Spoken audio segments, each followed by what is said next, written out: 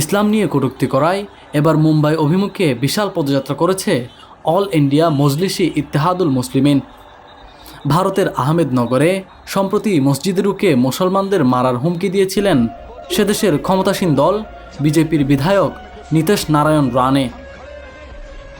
এর আগে মহানবী সাল্লাল্লাহু আলাইহি ওয়াসাল্লাম সম্পর্কে আপত্তিকর মন্তব্য করেছিলেন ধর্মগুরু রামগিরি মহারাজ। সংবাদ মাধ্যম Times of India and free press journal জানিয়েছে, সোমবার রাতে অন্যান্য রাজনৈতিক ও সামাজিক দলসহ ইত্তেহাদুল মুসলিমিনের সাবেক সংসদ সদস্য ইমতিয়াজ জলিলের নেতৃত্বে একটি বড় বিক্ষোভ হয়েছে। ঘৃণাব্যঞ্জক বক্তৃতার জন্য বিজেপি বিধায়ক নীতেশ রানে এবং রামগিরি মহারাজের বিরুদ্ধে ব্যবস্থা নেওয়ার দাবি জানান বিক্ষোভকারীরা। বিক্ষোভে মুসলিম সম্প্রদায়ের 12,000-এর বেশি মানুষ জড়ো হন বলে উল্লেখ করা হয়েছে ভারতীয় সংবাদ মাধ্যমগুলোতে।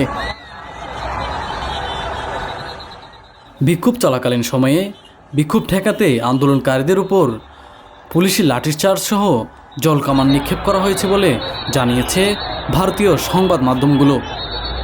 অন্যদিকে কোরআন অবমাননাকারীদের বিরুদ্ধে মামলা করা হয়েছে বলেও জানিয়েছে গণমাধ্যমগুলো। মাহির কাইয়ুম, সবুজ বাংলা ডেস্ক।